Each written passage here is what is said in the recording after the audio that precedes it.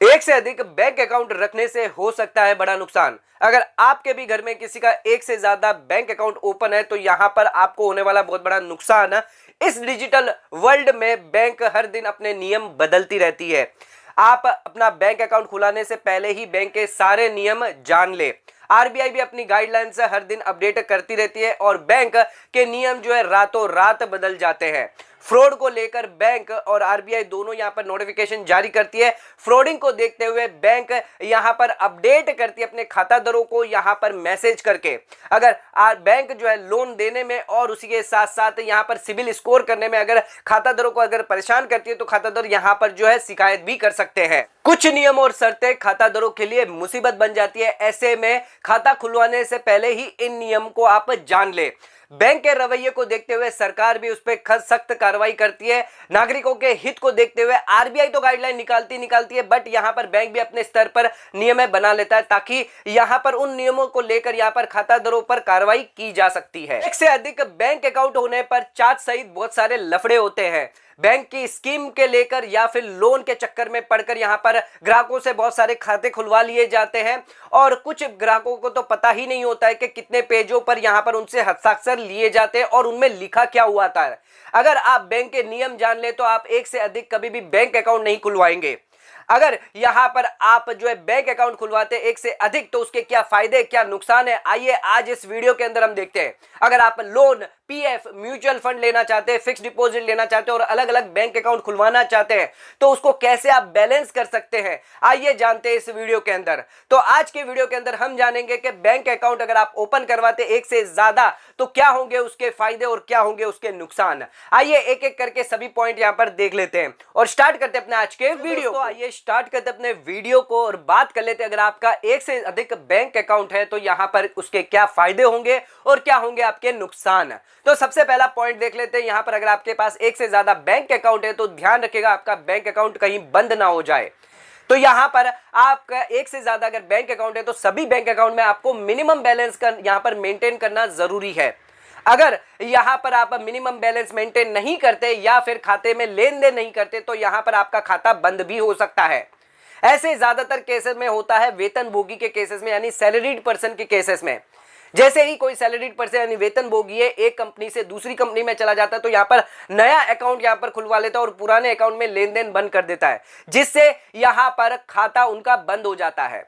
तो ध्यान रखिएगा अगर आप एक से ज्यादा अकाउंट खुलवा के रखते हैं तो सभी अकाउंट में यहां पर आपको मिनिमम बैलेंस मेंटेन करना जरूरी है। अगर आप मिनिमम बैलेंस मेंटेन नहीं करते या खाते में लेन देन नहीं करते तो यहां पर आपका खाता जो है निष्क्रिय यानी यहां पर क्लोज कर दिया जाता है। आ जाते हैं अब अपने सेकंड पॉइंट पर। अगर आपका एक से ज्यादा बैंक अकाउंट है तो यहां पर आपका सिबिल स्कोर हो सकता है खराब।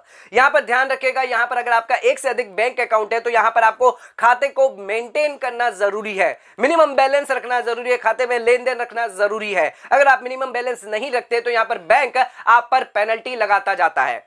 तो यहां पर बैंक की पेनल्टी यहां पर बढ़ती जाती है और आप पेनल्टी अगर पे नहीं करते तो यहां पर आपका जो स्कोर है, सिबिल स्कोर है, वो यहां पर खराब हो जाते हैं। तो ध्यान रखिएगा अगर आपका एक से अधिक बैंक अकाउंट है तो यहां पर आपको सभी बैंक अकाउंट में अपना जो मिनिमम बैलेंस है वो मेंटेन करके चलना है। अगर आपके कोई पेनल्टी चार्जेस यहां पर लगाए गए तो उसको यहां पर फौरन पे कर दे, अदरवाइज यहां पर आपका सिबिल स्कोर है वो यहां पर खराब हो सकता है। आ जाते हैं अब अपने तीसरे पॉइंट पर, सर्विस चार्ज का भार। अगर आपका एक से ज्यादा बैंक अकाउंट है तो यहां पर आपको सर्विस चार्ज देना पड़ेगा।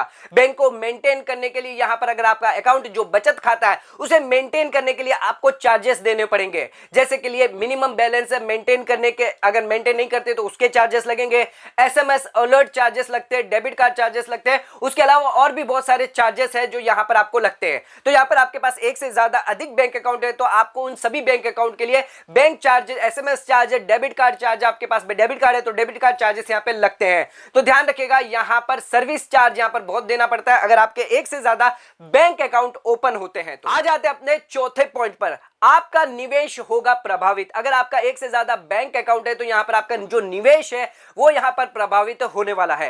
कई न्यूनतम बैंकें यहां पर 20,000 मिनिमम बैलेंस रखने की मांग करती है। अगर आपके पास ऐसे 4 बैंक अकाउंट है, सेविंग अकाउंट यानी बचत खाते हैं, उन सभी बैंक अकाउंट में 20,000 अगर आप न्यूनतम बैलेंस रखते हैं यानी मिनिमम बैलेंस रखते हैं, यानी 80,000 का इन्वेस्टमेंट आपका सीधे सीधे यहां पर ब्लॉक हो जाता है। तो ध्यान रखिएगा, अगर आपका एक से ज्यादा यहां पर बैंक अकाउंट है तो यहां पर आपका जो फंड है, इन्वेस्टमेंट है, जो आपने बचा के रखा है पैसा, वो सीधे सीधे यहां पर ब्लॉक हो जाता है। तो कभी भी एक से ज्यादा बैंक अकाउंट खुले तो यहां पर ध्यान रखिएगा कि कितना मिनिमम बैलेंस यहां पर आपको रखना पड़ रहा है। अब आ जाते हैं अपने छठे पॉइंट पर, जो है ब्याज का नुकसान। तो यहां पर एक से अधिक बैंक अकाउंट रखने से आपको यहां पर ब्याज कम मिलता है।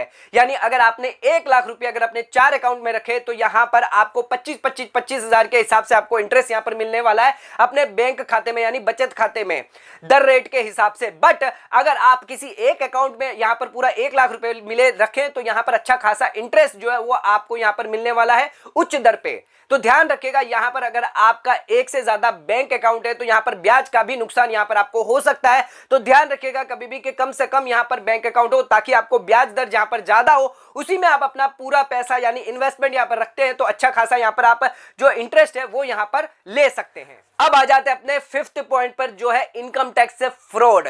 बैंक बचत खाते में यहां पर 10,000 तक यहां पर आपको इनकम टैक्स की छूट मिलती है। यानी बैंक यहां पर 10,000 तक आपको कोई भी टीडीएस नहीं काटेगा, पर 10,000 से ऊपर का अगर आपका ब्याज आएगा तो यहां पर आपका बैंक जो है आपका टीडीएस काटेगा।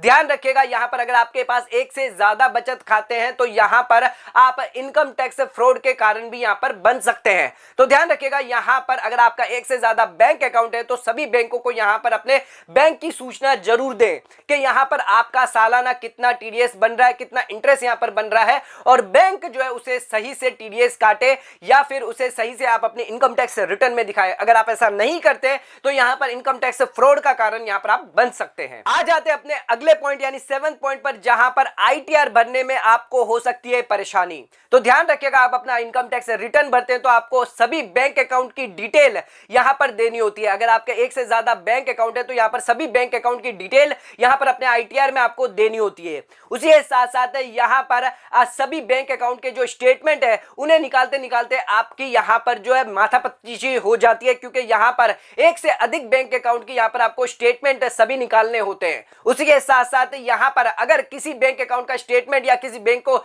यहां पर अगर आपने डिस्क्लोज नहीं किया इनकम टैक्स रिटर्न में तो यहां पर इनकम टैक्स डिपार्टमेंट से आपको नोटिस भी आ सकती है। तो ध्यान रखिएगा, अगर आपका एक से ज्यादा अधिक बैंक अकाउंट है तो यहां पर सभी को यहां पर अपने इनकम टैक्स रिटर्न में दिखाना और उनकी जो इनकम है वो यहां पर दिखाना आपके लिए एक मुसीबत का काम बन सकता है। आ जाते हैं अपने 8वें पॉइंट पर, जहां पर आप अपने गोल के लिए कर सकते हैं निवेश। अगर आप घर, कार, शादी या शिक्षा के लिए यहां पर बचत करना चाहते हैं तो यहां पर आप अलग अलग अकाउंट यहां पर खुलवा कर आप निवेश कर सकते हैं और अपने गोल के लिए यहां पर जो है बचत कर सकते हैं। तो ध्यान रखिएगा, अगर आप एक से ज्यादा अकाउंट खुलवाते हैं तो यहां पर आप अपने गोल के लिए अच्छा खासा यहां पर जो है निवेश करने के लिए यहां पर प्लानिंग यहां पर कर सकते हैं।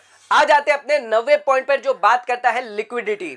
तो बैंक खाता होने का एक फायदा यहां पर है, आप कभी भी पैसा निकाल सकते हैं। ये आपकी लिक्विडिटी को यहां पर बनाए रखता है। यहां पर अगर आपके पास एटीएम है तो यहां पर आप एटीएम से भी पैसा कभी भी निकाल सकते हैं। तो एक से अधिक अगर आपके पास बैंक अकाउंट है तो यहां पर आपको सुविधा मिलती है, आप कभी भी पैसा कहीं से भी निकाल सकते हैं। तो ध्यान रखिएगा, यहां पर एक से अधिक अगर आपके पास बैंक अकाउंट है तो यहां पर आपकी लिक्विडिटी को ये मेंटेन करके रखता है। तो दोस्तों, आज के इस वीडियो के अंदर हमने जाना अगर आपके पास एक से अधिक बैंक अकाउंट है तो क्या होंगे उसके फायदे और क्या होंगे उसके नुकसान। अगर इन 9 पॉइंट के अलावा भी अगर आपको लगता है कोई फायदे और नुकसान है तो आप हमें कमेंट करके जरूर बताइएगा। और आज के वीडियो का हम आज यहीं पे खत्म करते हैं, समाप्त करते हैं। अगर आपको वीडियो पसंद आया तो चैनल को लाइक और सब्सक्राइब जरूर करेगा, ज्यादा से ज्यादा शेयर जरूर करेगा। धन्यवाद।